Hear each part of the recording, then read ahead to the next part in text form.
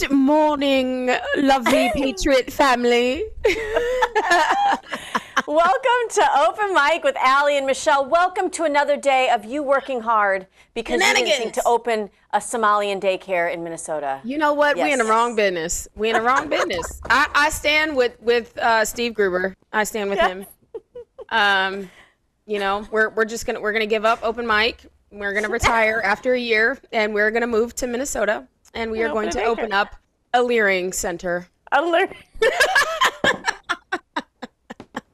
Oh my gosh, see, I put the coffee down. Light colored blouse, put the coffee down. Lord. Oh what gosh. Is up, Patriot family? It is Trump Tuesday, although we're not going to really be talking about Trump today because it's all about Minnesota again.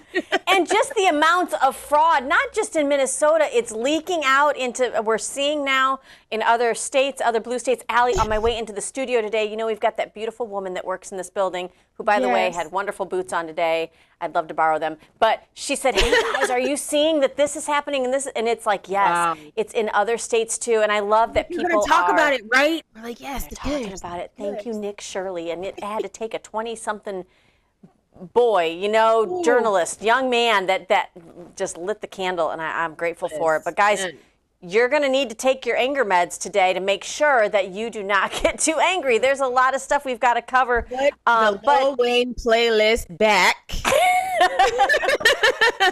Take the gangster out the coffee, because we all about following rules. I mean, but Christian rap do the same thing. It really does. Like, it really does. You're filled with the spirit, and then you're ready to, like, bang. Like, come on. We seem to start our road trips with that, don't we, Allie? Yes, we do. And I'm like, so good. Why do I we feel go like from, like, Jesus in my coffee to, like, we're killing demons. Like, that's... Demon Slayers right here. Oh, gosh, guys. All right, as always, we're ready to open that mic. Here we go.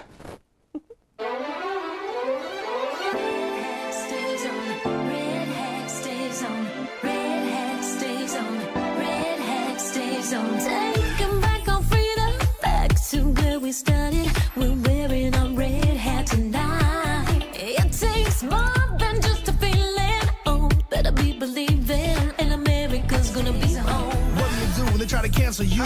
MAGA Nation, we cancel proof. My red hat stays on. My red hat stays on. You know I love God, but in Trump I trust. November 5th, he gon' ride with us. Our red hat stays on. Our red hat stays on. It's the mayor of Maggieville, the RNC King. 2024, freedom gon' ring. Mr. Red, White, and Blue. I'm still fighting for each one of you.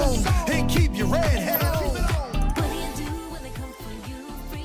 Do you like my coffee mug? Well, I can't read it. What's it say? Long live cowgirls. Oh. Never gonna settle on down, girls. Who sings that? I love that song. Is that Morgan Wallen? I think so. Hey, children, guys. Go Hey, you know who I saw the other day? I mean, I didn't see him. We weren't together. But, what's his name? Last name is Wetmore. I cannot remember his girl, first I name. don't even know. But he is, so they call him, somebody called him the Sheehan version of Morgan Wallen. And I'm like, no, sir, because he's really good. I'm going to send you some of his stuff. Okay. Amazing. But I'm always down for good music. Good country music? Any music. You know me, I'm very eclectic. We start out with praising the Lord, and I mean, we go through the whole emotional roller coaster. We end up in a 90s playlist. Yep. We're going clubbing, or we're in a breakup, or we're madly in love, or, you know, we're just, you know, living the time of our lives. It just... And we do it together, Allie. Well, we want to make sure we deliver and double down on the good news, guys. And this is before, you know, the clock strikes midnight tomorrow night, before the new year. You have a lot to look forward to in 2026. And the reason that I want to make sure our viewers know this is as we're dishing out a lot of the dirt that's coming along with transparency that we asked for. Are we going to get accountability? We've got all those questions, but the main thing we want you to take out of today's episode is that there is room to celebrate. This is now the second report that is doubling down on what we said yesterday with good reports as far as the GDP. You're going to hear from Scott Bessent. He's the Treasury Secretary as he explains it. Then we'll talk about it. Take a look. I would categorize 2025. We had some important victories, some important policy announcements. some important movement, but as I've described it, 2025 was setting the table, and especially on the economy, I think the feast and the banquet's going to be in 2026. Feast and the banquet. Overall, I mean, inflation, the number ending the year for inflation was great, 2.7%. What's still out there is the Supreme Court weighing in on tariffs. What do you think about 2026? Well, the tariff announcement is certainly going to be consequential. They're talking about the tariff announcement. So they estimate that in January we should have a ruling from the Supreme Court on how they're going to rule about President Trump and what he's doing with tariffs.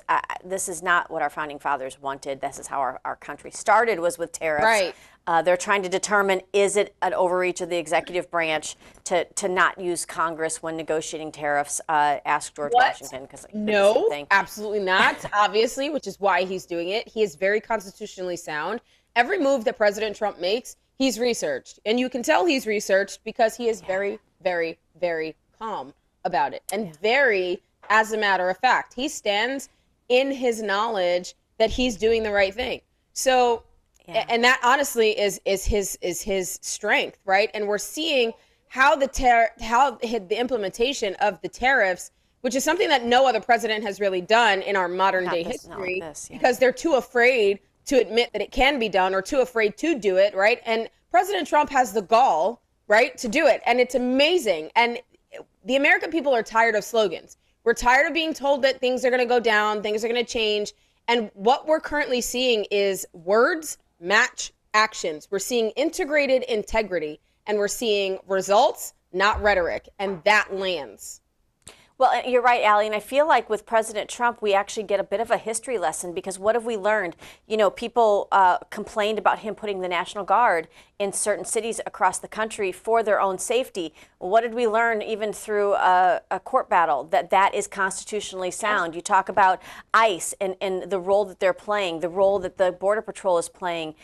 Those have all been litigated now because the left has tried to undo it. But what have we learned? It's constitutionally sound. It's almost like, buckle up, buttercups. You're going to get a brief history lesson while you're trying to battle everything in your feelings. I love that she doubles down on Fox News and says she's talking about inflation going down. So it was at 2.9, I think, according to the press secretary yesterday. It's now at like 2.4. So it's tracking in the right direction. But here's the thing. The press pool, and I know we've got some better people now in the press pool, in the White House press pool, but you know, CNN still kept doubling down on, you know, asking questions about the inflation. And Caroline Levitt was like, listen, guys, you never asked in the Biden administration, do you know what inflation went to under Biden?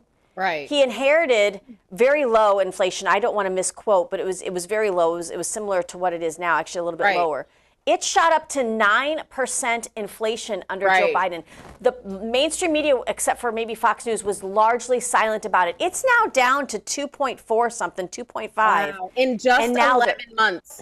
In 11 months, he got it from 9 to 2.5. That is incredible. It came down a little under Biden because even when you try to tank the economy, certain things happen to recover. But it did skyrocket to the highest was 9. You're right. That's incredible. And I'm glad for it. I'm glad that we're seeing it. And shame. I feel like we should do, what is that? The Game of Thrones, the lady with her like white robe, she's walking down the street with her incense and the bell. Shame. That's how I feel about legacy media. Shame on all of you. Keep that idea. You're going to love this next story, right? Because apparently, and we have felt this, but I didn't realize that this is actually a trend. Leave it to Elon Musk to sort of out this.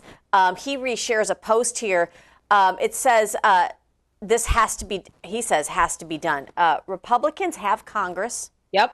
We have the Supreme Court. Yep. We have the presidency. So what is stopping? Why is there a slow rollout? Yeah. Congress has actually, our MAGA Patriots Congress, which is filled with a lot of people who aren't so MAGA, they set a new record for the lowest legislative output in. This is what they did with your mandate, guys, that you sent in November.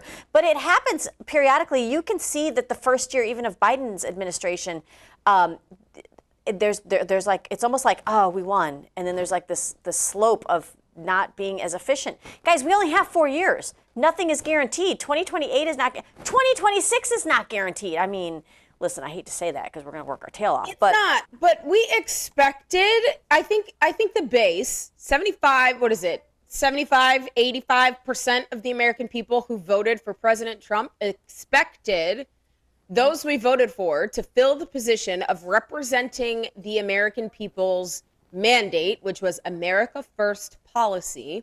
We expected them to go in and do the job. Instead, what did we get? We still have 100 people that have not been confirmed in the Senate. We still have roughly, 200, maybe 175 executive orders that have not been codified into law.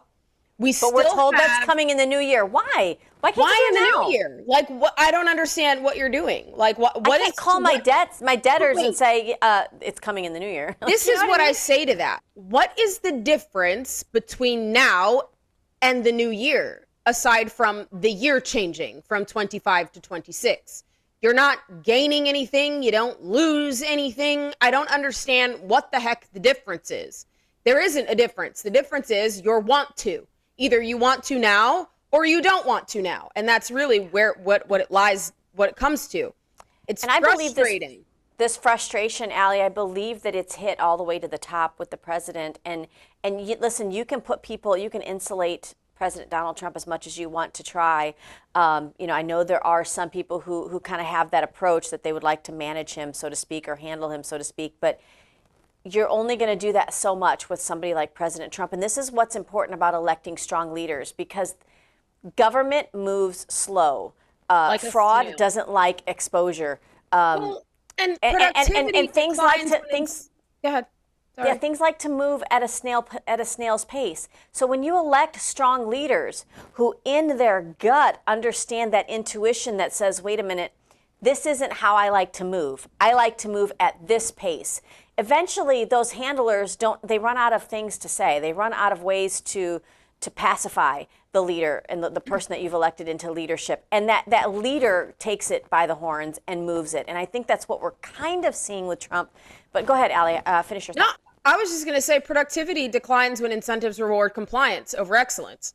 Yeah. And when innovation is penalized and being told to tell the truth, when you're telling the truth and you're being told, like Tim Burchett, who got on Lindell TV yesterday, literally said, I'm constantly being told to shut up. The same thing with Luna, constantly being told to shut up. It's the same thing with Mills. That's what we were told. Mills has like 6 bills that have just been sitting there. The Doge Act, the what is that? With the anchor babies, to stop the anchor babies. He's got like 6 bills that have just been sitting there. I don't understand what the point is. A serious nation that understands that they work for the people, they don't ask like just how much work is being done. It's whether it produces value. And right now we're not really seeing that. We're seeing complacency. We're seeing stalling. And efficiency without purpose is just motion. And we're tired of just the motion. Yeah, absolutely, Allie. We talked yesterday on this show about wanting to even see the intelligence community talk about more about indictments and where they are at in investigating some of this, because Nick Shirley, largely brings this all this fraud that's happening in Minnesota to the public. Then we're hearing from the FBI and from the DOJ that they've been working on this for a long time. Well, how would we know? Right. Exactly. So then take a look at this. So then Pam Bondi puts this out. She puts in all caps, Minnesota fraud. What Nick Shirley's done is like helped 4 pages. Is help show the scale of fraud. And Tim, okay, so she's saying this is great, but we've been investigating this for months, followed by, what was our ask yesterday, Allie? I said, I would like to see your face in front of a camera. I'd like to see multiple press releases. If you scroll on this post, and I just went like this with my hand to scroll, it's press release, press release, press release. Like every 2 hours, she released another press release on another case that they're investigating on this fraud. Okay, that's wonderful.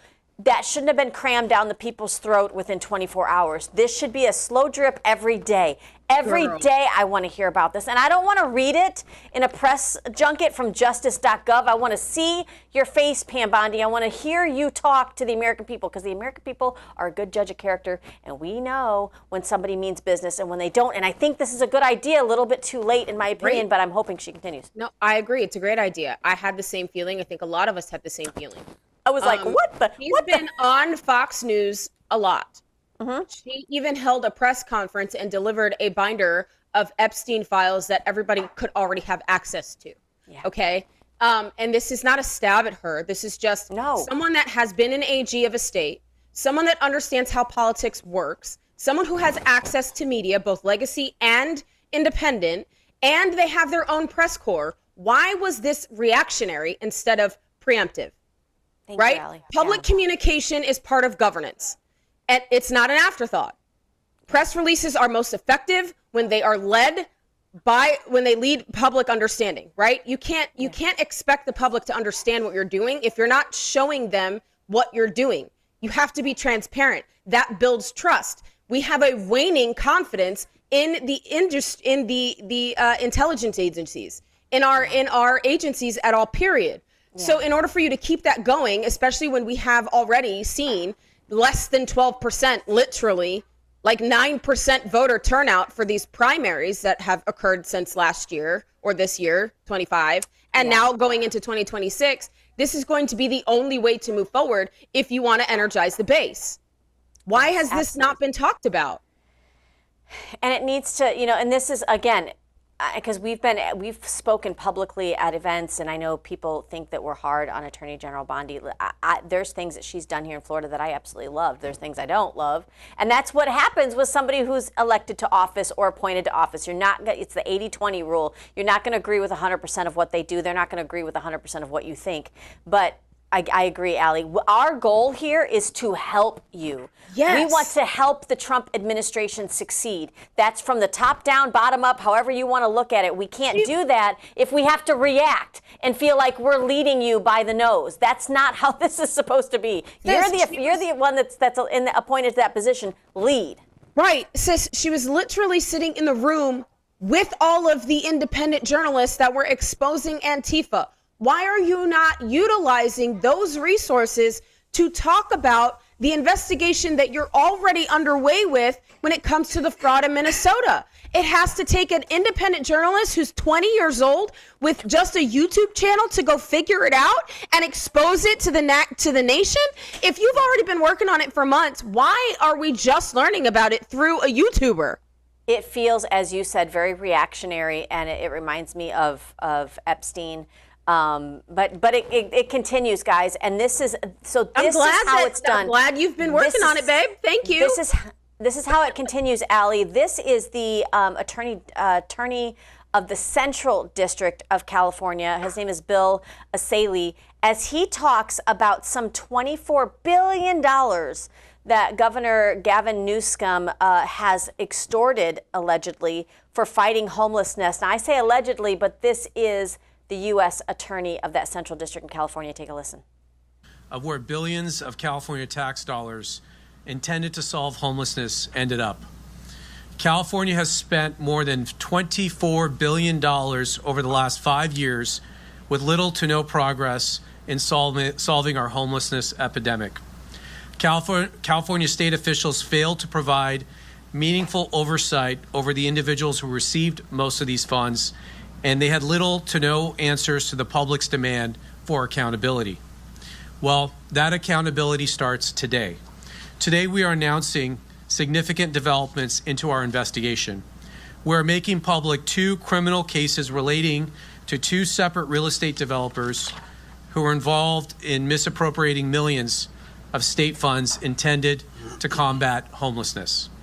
This morning, federal agents arrested Cody Holmes, a 31-year-old Beverly Hills resident and the former CFO of Shangri-La Industries, a downtown LA-based developer of affordable housing, for defrauding the Home Key program that is administered by the state.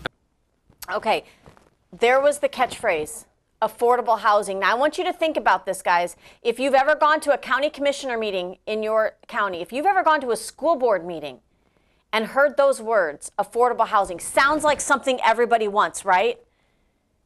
I think, Allie, that is, listen, these funds that are channeled into these government programs, we're learning, do not ever trickle down to actually solve the problem. Anybody who's been to California, anywhere along that coast, from San Diego all the way up to, Sacramento, knows that California's done zero. They've not succeeded at all in their homelessness crisis, but yet they've funneled billions of dollars. So they're looking at these developers that are taking this money to make affordable housing and really not answering the question. I love that they're, indicting them. But who started these programs? People in the legislature, coupled by the governor. Mm-hmm. So when do they pay? Exactly. This didn't happen overnight. This did not happen overnight. This is accumulation of unchallenged authority. That's what this is. When you have people that are in the administrative office, right? Because elected, they only serve every 4 years and they only serve for a limited amount of time, right? Right. But when you have the administrative people that are there for 30 years, they're the gatekeepers. Yeah. Why do they have to tell you who's there? I mean, Pete Hegseth has literally said the same thing. When you have people that are at this level of administration, they don't, was it Hegseth or was it Marco Rubio? I think it was Rubio, actually. Maybe it was Rubio. They're the gatekeepers. They don't have to explain anything. And this is the part that gets me. And I know I'll get so much pushback for this locally, but you can't say that affordable housing is a problem that the government's going to solve. They've tried that in countries. It's called socialism. When your government provides for your every waning whatever, they also decide when to turn that spigot off. You know what could help the housing crisis?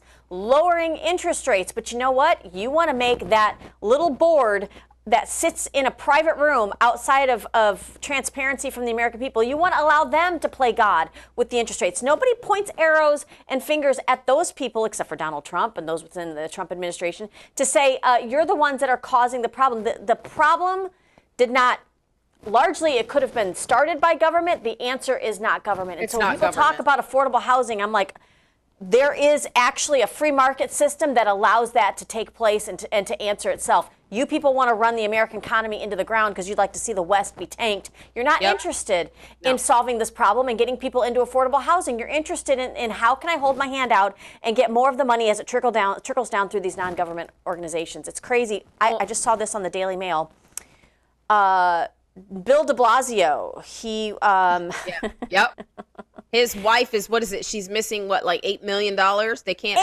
$850 million. I mean, I don't know where I put the car keys, but I'm pretty sure that I would be able to find $850 million for affordable housing. What in the Bill de Blasio's wife can't account for staggering amount of taxpayer money that the New York mayor gave her for a mental health project. $850 million. What could you do to help veterans' mental health? What could you do to help single moms? What could you do? I mean, think about it.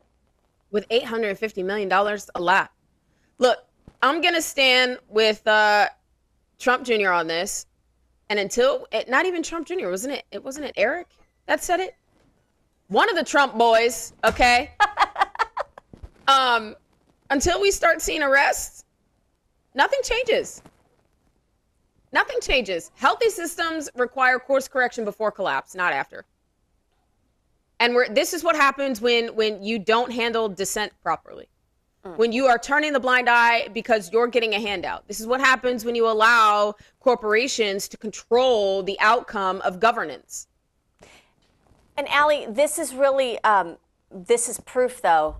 We're seeing it played out real time, and it's a little slower than I'd like, but it is proof that public pressure is exactly what needs to be put on those that we elect. We cannot assume, and I'm talking about Trump too, everybody, we cannot assume that just because you have an R next to your name and we elect you to an office that somehow you're going to go there and you're just going to walk this fine, whether it's moral, whether it's ethical line. You're human.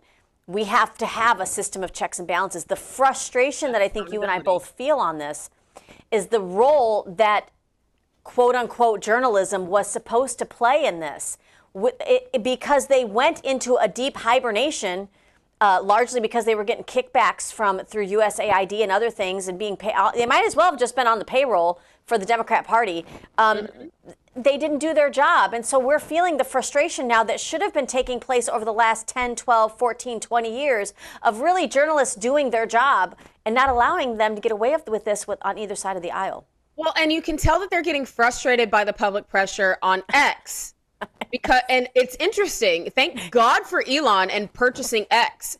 But just because we're calling you out does not mean we're getting paid, and we're not shilling or selling ourselves to call you out. We're calling you out because we are the people you answer to. And if you can't handle public pressure, you're in the wrong job. Absolutely. If you can't stand the heat, get out the kitchen and stop I'm the bitching. just saying. I'm just saying. And if you were forthcoming with the information, you wouldn't be getting called out the way you are. So maybe take a look at what you're doing to receive this kind of backlash or this kind of whatever it is. Well, right? I want to make sure that we do show the people. There is now video footage that's been out of Department of Homeland Security agents going door to door in Minnesota. My bad. Silence your phone, Michelle. It's just like in church. But the pastor would be happy how quick I recovered from that. Take a look at this video. This is them going pulpit. Just saying. Door to door and checking on the fraud. Take a look. No. For Valley de Lanza, this is the location, is where everybody comes. Are there any subcontractors or anything you guys deal with? Like what? Say like other businesses that you partner with that you use for a service of any kind, maybe transportation or anything like that? No. So we can bring it back, Krista. So although the doors were largely slammed in the face of Nick Shirley, apparently if you come with a 3-letter agency jacket on your back, they will talk to you. It was a different temperature there. Interesting. Yeah. But I'm hearing Minnesota is just the tip of the iceberg. Listen, 100%. Ohio, New York, California. I'm hearing Maine, California, Illinois, land of Lincoln. He's rolling over in his grave right now, just saying. Guys, if you want to get to the root cause of all of this, we need to pass the Doge Act and make it a permanent agency. We have to have an antithesis to what is currently happening right now under the nose with all of these other agencies.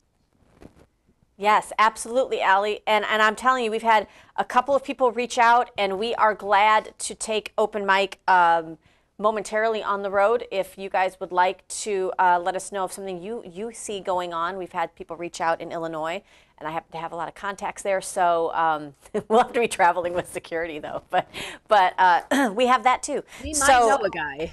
I might know a guy. I might know a few. Can I just pause for a second, Allie? Sure. And this is totally like off the cuff here, but I got a jury duty summons. Oh, interesting. Who would like to see me sit on a jury? You're not going to get picked. I'm not going to get picked, but. So I mean, I'm going to go, and we'll see. We'll see what happens with that. Allie, the seditious six. Yeah.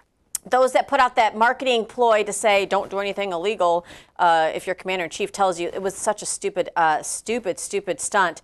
Obviously, there's a difference between, they didn't even quote the law correctly. There's a difference between doing something that is illegal and doing something that's lawful, that you're given orders to. And they all knew this because there were people that are veterans that were involved in that video.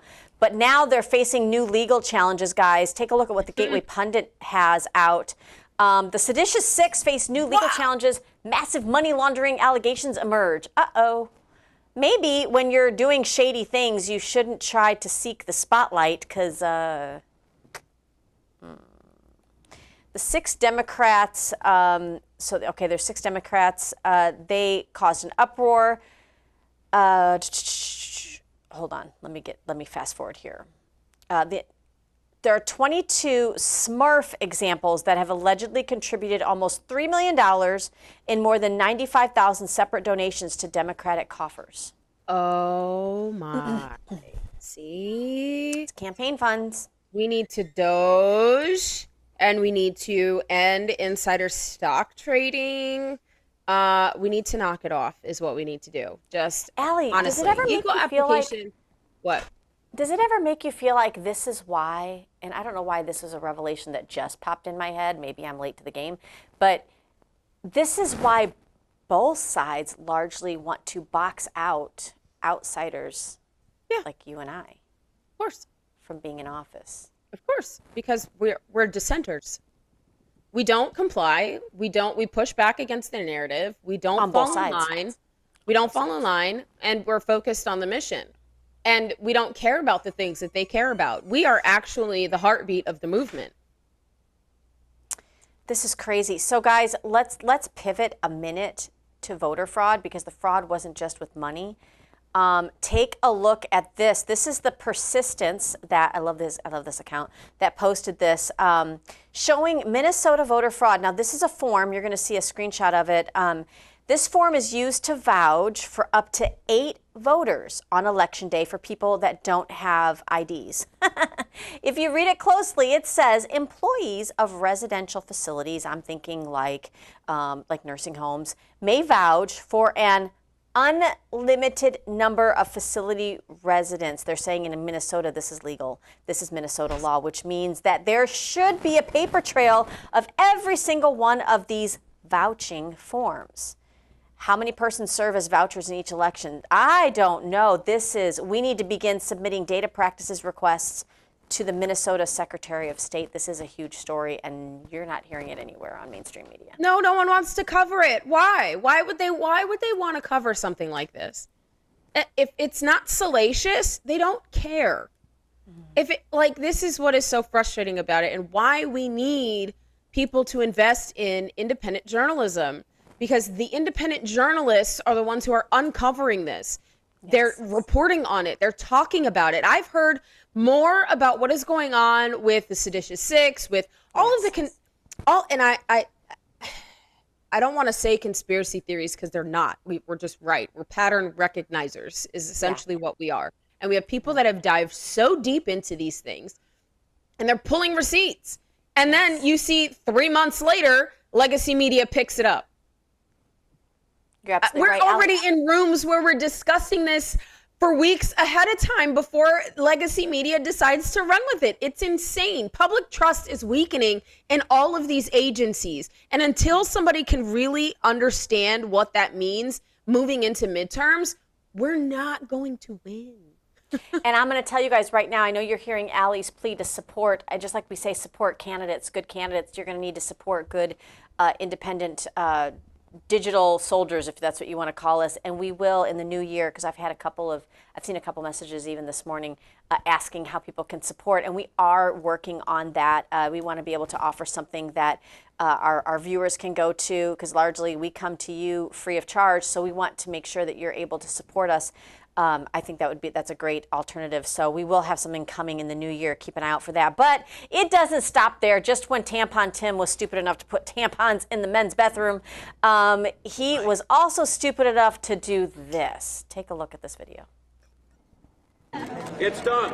A packed room at the St. Paul Armory erupted after the governor's signature made driver's license for all the law of the land. So we give driver's licenses to anyone here. You don't have to be a citizen. You don't have to, which is a photo ID. So if someone comes in, they register, they have the driver's license, but they have an incorrect social or no social or whatever. So then they become incomplete. But if they walk in to vote with their driver's license, does that make them all of a sudden now okay? Mr. Linnell. Madam Chair, so the designation on the roster for someone whose registration had been incomplete, if they present the election judge with that acceptable identification document, that would clear the challenge from the roster and they would be permitted to cast a ballot. We could bring it back. Anderson. They're voting. Oh, they gave them wow. IDs. They're voting. Do you hear that, CNN? Do you hear that, ABC? Illegals are voting in our elections and have been since they've completely eroded proper identification policies. And they're doing it in California. This is crazy. The long-term consequences of this are insane. This is how You guys, I'm not blackpilling, but this is how you take down a country. Yeah. This is how you do it. It's death It's the by truth, 1,000 Allie. cuts, you guys. Yes, absolutely, absolutely. And guys, it does get a little bit deeper. Elon Musk, this is why the left turned on him so harshly when he helped Donald Trump establish a framework for Doge. And I'm going to say even those within the establishment right, because let's face it, their hands are probably dirty with this too. But he says the single biggest thing Democrats are worried about is turning off that fraudulent payment to illegals, because that is the pipeline to fraud. Don't believe me, take a listen to Elon Musk. And the single biggest thing that they're worried about is that Doge is going to turn off fraudulent payments of entitlements. I mean, everything from Social Security, Medicare, unemployment, disability, small business administration loans, turn them off to illegals. This is the crux of the matter. Yep. Okay. This is the thing that why they really hate my guts and want me to die. And do you think that's billions, hundreds of billions? What do you think the scale is of that? I think across the country, it's well north of 100 billion, maybe 200 billion. By using entitlements fraud, the Democrats have been able to attract and retain vast numbers of illegal immigrants. And buy voters. And buy voters, exactly. They basically bring in, 10, 20 million people who are beholden to the Democrats for government handouts and will vote overwhelmingly Democrat, as has been demonstrated in California. This is It's an election strategy. Yeah. Yes. It's power. Yes. And it doesn't take much to turn the swing states blue. It doesn't take much to turn the swing states blue. You know what, Flora? Don't even try. Don't even try. Don't even try. I will not sleep a wink. We will not allow that to happen. But it is think about it now. When I asked the question, how does somebody like Maxine Waters who doesn't even live in her district in California, how does she continually get elected when violence is through the roof, homelessness is through the roof? They've never gotten anything because they're beholden to vote for these people. And if you can go in and vouch for an unenumerated number of people in a facility, like a nursing home, I mean, that's crazy. Here in the state of Florida, you have to even be careful about like shuttling people to go vote. You know what I mean? Like there are certain things you can and can't do. They're pretty they're pretty careful about that. But this is Doge. This is why Doge is so important, even at the state level, and I think even at the county level. It's not because we don't trust our. I've had people who are in municipal government, whether it's city commissioners, county commissioners, that don't really like the idea of people questioning, so you don't think we know what we're doing with your funds. No. It's not that. It's that. I don't. It's that if you're doing the right thing with the funds, you should be on board with this. Right. And a lot of people say, even here in the state of Florida, we don't like the fact that with Doge being a statewide thing, that now the legislative branch is going to look at budgets for municipalities because we don't want a state overreach of local government. And I understand that, but government has not been run efficiently. And so at some point you've got to reel it in. And it's not that the state is controlling what the county is doing. The state is holding the county accountable for what they're doing. That is the difference. But here's my question beyond that too. Who holds the state accountable? We do. Because that's the point. We are supposed to. We're supposed to, but if we don't, again, if you have an arm like the state looking into municipal governments, we do not have an arm of the federal government looking into states. You know what I mean? Like at some point, where does the sovereignty kick in? And I get it, but it's almost like we've got to fix the problem before we try to let it run again. Do you know what I mean? Well, it's like when you have a leak. You don't know where the money's coming from. Right. You know what I'm saying? You just can't do it that way. You have to figure out where the money's coming from. And in order for you to do that, you have to have full transparency, which is exactly what our CFO is doing here in Florida. Yeah. It's not like it's some covert operation to completely hide what is going on. He is extremely transparent when he comes in and he's like, these are the books, and I'm going to show you all of the stuff that we have. It's not my responsibility to fix. It's your responsibility to fix. And people of the county, this is the information that you need to have because they're not giving it to you. I found it. Here it is. What are you going to do with it? That's how our CFO is approaching that. And that's how DOJ should be approached. That's how it should be approached on the federal level. And that's how it should be approached on the city and the county level and the state level. It's not about. Which brings me back to my original point, Allie. If we had local reporters who were doing their due diligence in reporting this, we probably wouldn't even need a statewide DOJ because people would be asking, why is the county commission passing this? Why is it doing this? Why is the school board asking for this? Like, we have to have that push. Well, because again, you have that administrative arm that is stonewalling the public. So when you apply for FOIA, you either get an astronomical amount of money that you have to pay in order to get access for their records, which why I pay you. It's digital 9 times out of 10. It's digital. Right. I pay you. I don't understand. I pay your salary. I pay for the building that you're in. You work for me. I should have full unfettered access to the information that you have. Yes. Amen, Allie. I tell you what, and I can just speak for our school district here. I know they're getting better at that, but I would like to see the Freedom of Information Act pertain to, at least on a school district level. I'd love to be able to see the waiving of those fees because, again, largely these documents are, they are digital, and lots of times other people have requested the same information. So I'm sure we can figure out a database that works efficiently for that. Guys, we have so much more. I don't want you to go anywhere because I believe that people are waking up largely because of your, Allie and I and your input, but we want to make sure that you get the full story. So don't go anywhere. You're going to hear a quick, brief break from Liberty Cigars. Don't go anywhere. Open mic continues when you come back.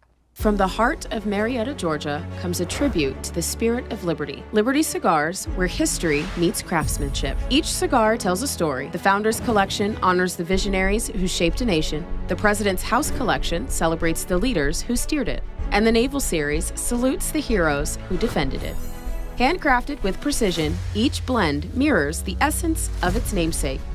From the boldness of George Washington to the elegance of Thomas Jefferson. Indulge in a moment of reflection. Light a Liberty cigar and savor the legacy. Discover your story at libertycigars.com because every great nation deserves a great cigar.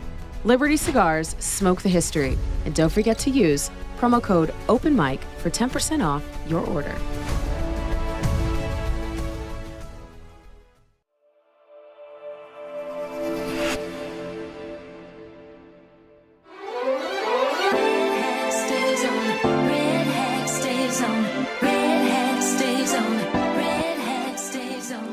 Welcome back to Open Mic. Breaking news.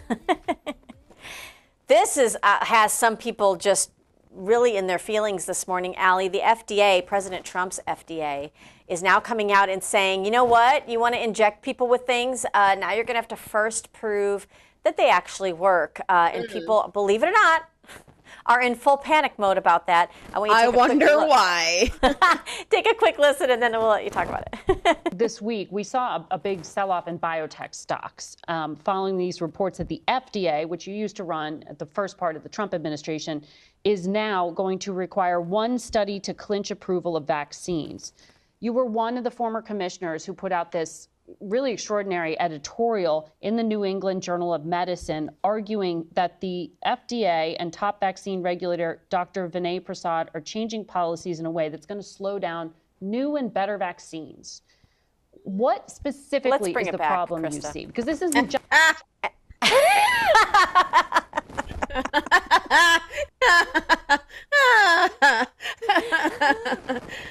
This is just amazing. I mean, you're letting everybody know what it's about.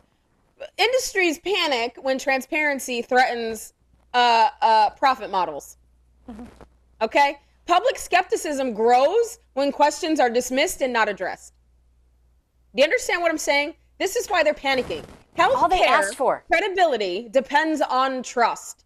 Right? All they asked for, Allie, all they asked for was one study that proves that it works. And it's panic. You know who has to do that? Ask your toy manufacturers. The amount of stuff they have to go through to make sure that it's safe for the children that are going to play with it. Ask the food industry. Well, there's some skepticism there. But ask your local businesses, the regulations that are put on them just to open their doors, unless you're in Minnesota and you're Somalian, then you can do whatever you want. But This means they can no longer flip a coin during flu season and see which shot they're going to give you when there's a 10% chance, not even, that it's going to do anything. They can no longer just inject you with hopes and promises without some kind of science. Hey, let's follow that. No amount of marketing is going to restore the trust in pharma. And the fact that it's Gottlieb, who they bring on, that's why I had to cut it off, because I will not let that man's face be seen on this show ever. And she said, during the first part of the Trump administration, you know why? Because we took the trash out early. Like, this man, seriously, Gottlieb, check the name, check the funding, this man doesn't have an ethical bone in his body. So I'm excited to see that they are doing something, some pushback. But if we could pivot back to Tim Walz, because he just keeps coming. It's like a bad breakup. Like, you know what I mean? Where you're just like, now I've got to have counseling to get you out of my brain. He actually said, Allie, he's making this about race, because what does the left do? Oh, of course. What does the lunatic left? Oh, well, you know this better than anybody. Take a listen to Tim Walz. Look, it's not law-abiding citizens. If that were the case, there's a lot of white men should be holding a lot of white men accountable for the crimes that they have committed. I think for the community to maybe educate their population, because I think what you're seeing here is there's secondary victims in this, that there's providers inside the community that are then victimizing the community themselves by signing them up, because when we're going to some of these people, they're like, I had no idea I was in this program. So I think it's asking us then, for every crime, which of course the majority being committed by white men, asking us to do more about that. I think it's crime in general. And I think the biggest thing on this is just making sure that we're educating the population. And again, this is 80 we can bring it back. People or so that have been convicted. I say what? You know who's a white man that should be investigated? Tim Walz. Tim Walz. I agree with you, Tim. Let's investigate the white males. Let's start with you.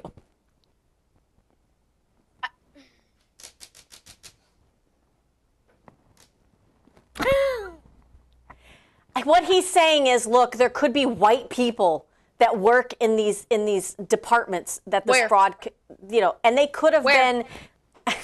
I don't know, because I don't think we're allowed to ask if you're white, black, or whatever. I thought that was part of the inclusion that this party liked. So and honestly, we don't care who's committing the fraud. We just want the fraud to stop. I don't care if you're purple. And I 100% agree that the person who has their hand on the spigot of fraud could very well be a white man by the name of Tim Walz. So I say we start there. Or a white woman. Nancy Pelosi. Because they're the judges, right? It was 3 judges, 3 white. And they were all white women. Yes. That were judges that were like, oh, this is fraud? Oh, never mind. We're just going to turn a blind eye to this. We're not even going to pay attention. I agree. We could start with the white people. I don't care. Again, you could be blue. I don't care. But also, it's not racist to call out fraud. Like, absolutely. When you go there and you focus on race instead of the actual issue, you're showing me you're guilty. Because the deflection is not good. It's not good, and that's all he did during that vice presidential debate against J.D. Vance, which made me a J.D. Vance fan. Pretty interesting. One person who's not buying this crap either is Royce White. Royce White, for those of you guys that don't know, he ran. He's a former professional basketball player, but he was the Republican Party nominee in 2024 for Senate there in Minnesota. Man, did he give a tongue lashing. Take a look. If calling out the fraud makes you a racist, then sign me up. It's not racism, and we're not the far right either. We're just right. We were just right about President Trump. We were just right about a bunch of other things. We're right about the Somali fraud, and we're right to say that it's Somali fraud. Right. You know, the greatest double standard here, in contradiction of the MSNBCs of the world, they hold up an identity when there's success. They say black excellence, immigrant excellence when they talk about Ilhan Omar. But in failures, all of a sudden, it's racism or bigotry. You can't have it both ways. If you're going to hold up an identity or a group in their success, you have to take accountability with the failures as well. It's Somali fraud, and we're going to be calling it Somali fraud, and we don't mind being called racist. Bring that man on this show. I have met him. He's amazing. An incredible dude. I've listened to his podcast. I've listened to some of his interviews. And it's just him. And I stand by what he says. Well, you can't have it both ways. You liberals. absolutely can't. You can't. And Allie, I don't know what it is about Elon Musk, but he is like 3 for 3 with what you sent me, some of his posts. And I don't always catch his stuff for some reason. Maybe he's like muted on my, I don't know. But take a look at what he posted. He reshared Classic Learner's post, but he says here, it turns out importing tens of millions of foreigners, now keep in mind he's from South Africa, but it turns out importing tens of millions of foreigners and using our schools to teach their children that the American people are oppressors was a really bad idea. Yeah, no, it was suicidal for our country. 1,000%, I agree with that. And Brett Pike is right, and Elon is correct. We can't do that. This is why, because I get asked this question all the time as a school board candidate. I get asked, why do people spend so much money in a little tiny county school board election? I know here sometimes it's $250,000 that's poured in. I mean, they move people from out of state. They move people. They shuffle people. It's especially on the left side. It's crazy how this works. But this is part of it. I mean, if you really looked, and I urged people yesterday, I'm going to say it again.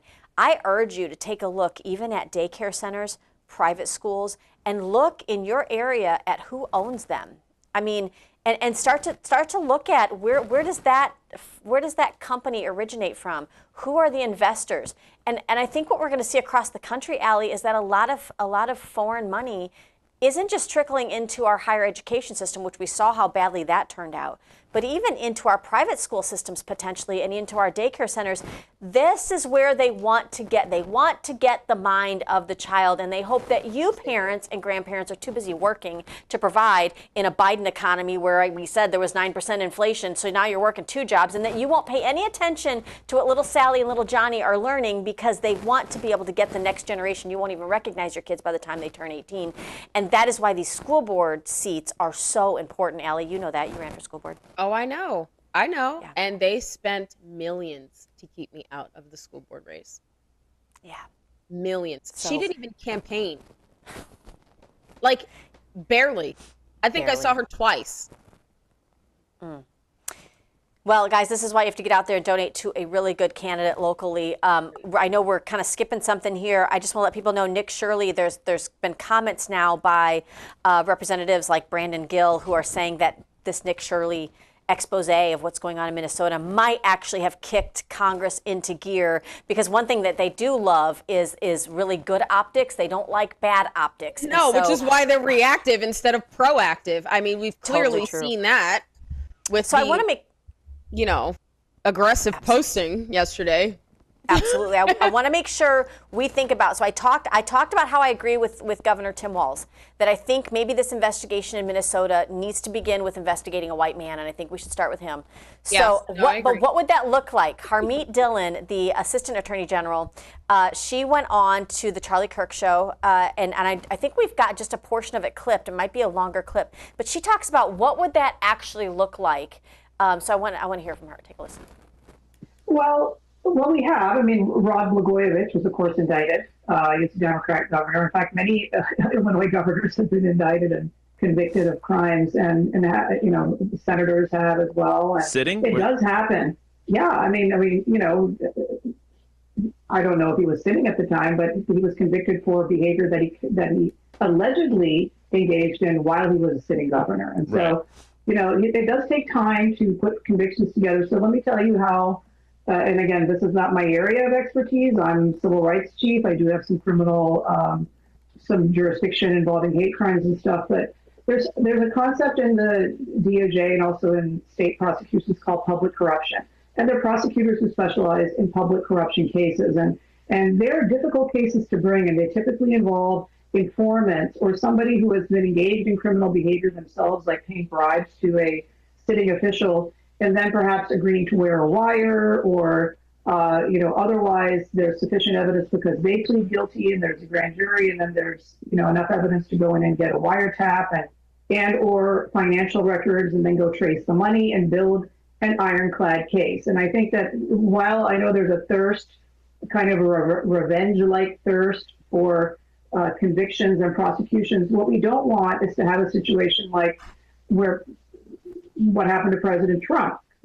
trumped up cases, concocted cases, BS cases. So you have to actually do the homework, put that ironclad case together, because you know what the other side is going to say. They're going to say this is politicized. That's said in 100% of cases involving public figures. This is political. This is not a real case. When we're seeing that right now, that kind of commentary with Letitia James and some others. And she's not wrong, Allie. We've seen some flubs through the Trump's DOJ where they haven't. And is it willful ignorance? Is it somebody on the inside that's not doing the job? I don't know. We don't want to rush to not have built a case. But I remember the Blagojevich incident in Illinois, and the idea that as governor, he was basically giving Barack Obama's Senate seat to the highest bidder. And they did put together a case. Now, what was unfortunate with Blagojevich is that everybody in Illinois was extremely shady. And I'm going all the way back to the Daley administration as mayor of Chicago. Don't even get me started on Brandon Johnson. But it's so funny. I was talking to my sister the other day, and she's like, you should come visit, and you should land in Chicago and visit my nephew who lives there. I'm like, I'm not going to go step foot in Chicago. I don't think I can. But I need a vest. I'll need a vest. I'll need one of O'Keefe's, like one of his wigs or something we can get. But anyway, you can hear that there is a way to do it. And Allie, oh my gosh, I almost called you last night. I just watched Amazon Prime Video has the Nuremberg movie that's out. And wow, you need to watch it because it's very difficult to set precedents. But if somebody doesn't do it, it never gets done. And the amount of no's that they were told. And this is just this one Supreme Court justice that was like, I'm going to do it. And here's how I'm going to do it. And everybody was like, no, until there was enough public pressure that it was like, do it. Public pressure works. And when you see officials call you out for applying public pressure, you press harder. You press harder because this is what I teach them. I swear, I cannot wait till next year. I cannot wait. I'm going to start doing these classes a whole lot more because we need more patriots that understand how to apply political public pressure at the appropriate political pressure point in order to move the needle. And we're doing it. And when you get feedback that you are bought and paid for and you're using your influence to go after certain people, no, we're not going after you. We are expressing that this is what needs to be done. We hired you for a reason. And if you are not able to do the job, it's like I apply to be, a waitress. What are you supposed to do as simpler, a busboy? I'm applying to be a bus person to clean the tables. If I'm in my position and I'm not cleaning tables and I'm sitting down and I'm playing on my phone or I'm coloring or doing something crazy, and all these tables have all this food and all these plates, I'm not doing my job, I can be fired. Yes. And the person I work for, the company I work for, has every right to be like, hey, excuse me, you're on the clock. Why is table number 7 not cleaned up? Why is table number 9 not cleaned up? Why is table 14 not cleaned up? That's exactly what we're doing. That's the American people are the biggest parent you'll ever come across. And it's like you have a child that has been allowed to not do what they were supposed to do. And so it feels a little bit like, oh, Ma, I don't want to. But they will. And we'll have a better generation of next leaders because they'll expect it. That's what we want. We want the new people who will be elected to these positions to go in with the expectation that, oh, these people are going to hold me accountable. That's what we want them to feel. And I just want to leave with a little positive note. I know we're really close on time here. First of all, would like to say thank you to Krista in the booth, in our ear, the lovely Krista. This is her last day with Patriot, and so we just want to tell her we love you, we thank you. I've got your number, so we in contact now. We're never going to totally be without you. Thank you, we love you. David will be helping us going forward. But let's go out with a bang. I can't imagine the type of therapy I would need if I had to be on CNN all the time. But Scott Jennings does this well. Take a look as he's debating, and he gets them to say the quiet part out loud. They're only interested in fraud when it's done, when they only turn the cheek when it's done by Democrats. Take a look. Districting, they actually are. They did change it. And one would argue that if Republicans can't win in Texas, they cheat. So with Congresswoman Jasmine, let me say it again. if Republicans can't win, they cheat. They cheat. How? They cheat by changing the maps. So you're saying it was illegal what they did? Well, one would argue that. That's why they put the whole lawsuit piece up. Is it illegal in Illinois? Could be too. Is it illegal in Democrat states? Could be, yeah. So you're could be. You're saying the entire political system is just cheating? No, that's not what I said. I said if Republicans can't win, they cheat. Not the entire political system, just Republicans. But it's okay. What is cheating about? Well, we can break it all down. When you're changing the redistricting, No, you're using the word when cheat. When They you're went through a legal process. Well, when you're that survived right, the court and challenge. it also What's cheating? right. Well, it survived the court challenge because it was Trump's folks in the court. He runs the court system as well. That's also called cheating. One would also argue that that's cheating, which is why they put the lawsuit up and appealed and keep going and going. But it's fine. Democrats will just continue to do what they're doing, continue to try to. And by the way, I'm an independent, as you know. So I know you always say that. I am. Yeah, I actually am. Well, I actually am. I mean, but I'm Democrats actually are also doing now the same thing Republicans are doing with these. Is it cheating? With Newsom, yes. Was it cheating in California? It's fire for fire. It's was it cheating? No, it's responding. Was it cheating? It's responding. You said You it could was call cheating. it cheating. It's not responding. No, I said if Republicans can't win, they cheat. And so what Newsom did is he countered that. He countered it. Whatever you want to call it. No, He it's countered what you cheating. called it. No, I said if Republicans can't win, they cheat. So it's cheating. It's cheating for Republicans, and it's okay for I Democrats. didn't say it's okay. I said that if Republicans can't win, they cheat. Talk in circles. Yes. Are you dizzy? Are you dizzy? No, actually, I'm not. We can bring it back. Are you dizzy? Because you walking in circles. Again, when Republicans can't win, she says they cheat. But when Democrats do it, it's responsive. It's responding. They've been doing it first. So Redistricting what is not cheating. It's check your states. Redistricting based on race is cheating.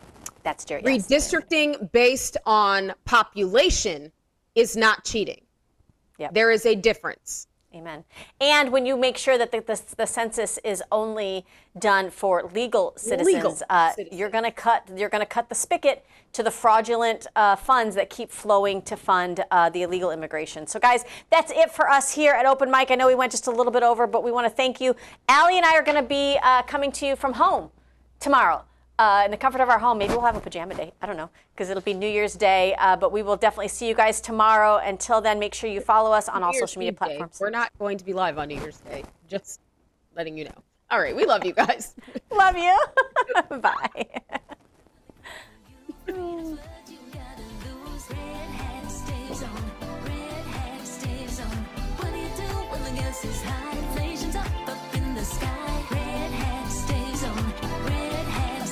And I don't care how they look at me in the deepest heart of